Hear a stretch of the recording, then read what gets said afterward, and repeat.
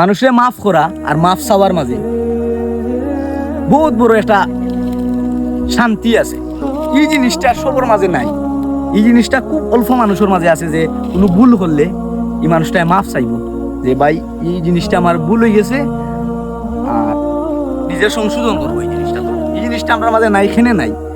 বেশিরভাগ মানুষই ওখানে মনে করে যে মাফ চাইলে আমি ছুটো হয়ে যাবো, কিন্তু ইকান ভাবে না যে একবার একজন মানুষের কাছে যদি মাফ চায় তার কাছে যে আত্মসম্মানটা অতটুকু বৃদ্ধি হইব তার, কেন কোনো সময় পাবে না।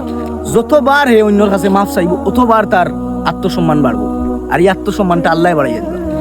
মাফ চাওয়া আর মাফ করিয়া দেওয়া খুবই উত্তম একটা কাজ। তো আমরা সর্বক্ষেত্রে সবসময় আমরা ভুল ত্রুটি হইলে আমরা অন্যর কাছে মাফ চাইতাম।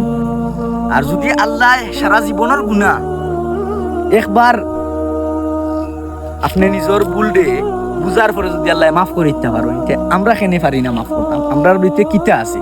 আমরার ভিতরে তো কিচ্ছু নাই, আমরা কিতা এমন? আমরা তো সাধারণ একটা মানুষ। আল্লাহ সারা জীবনের গুনাহ একবার মাফ চাওয়ার কারণে যদি মাফ করে দিলে। আর কিছু কিছু মানুষে মাফ চাইতে চায় না, তারা মনে করে যে তারা ছুটো হয়ে যাব। এমনকি তারা কথা ঘুরাইতে ঘুরাইতে ঘুরাইতে ঘুরে তারা চায় যে তারার ভুল খাসটারে ভুল কথাটারে সঠিক করে নিত, কারণ তারা জিতে দিত চায় সঠিক।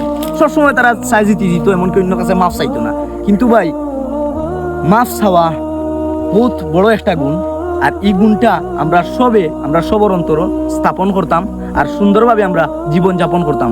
ভালো থাকবা, হল সুস্থ থাকবা। আর ভিডিওটা যে বা যারা অন্যর কাছে ভুল করিয়া আনলে মাফ চায় না আর অন্যরে মাফ করিয়া দিতেও ইচ্ছুক নাই, এরার কাছে পৌঁছাইয়া দিবা। আসসালামু আলাইকুম।